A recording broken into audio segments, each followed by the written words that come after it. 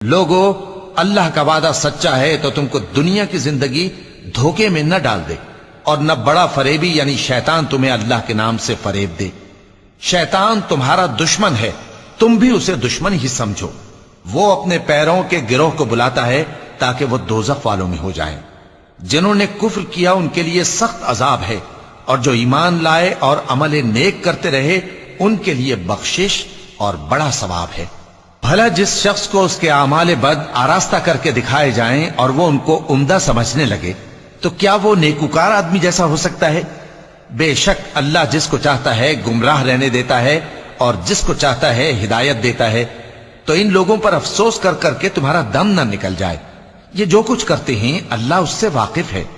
اور اللہ ہی تو ہے جو ہوائیں چلاتا ہے، پھر وہ بادل کو ابھارتی ہیں، پھر ہم ان کو ایک بے جان علاقے کی طرف لے جاتے ہیں، پھر اس سے یعنی بارش سے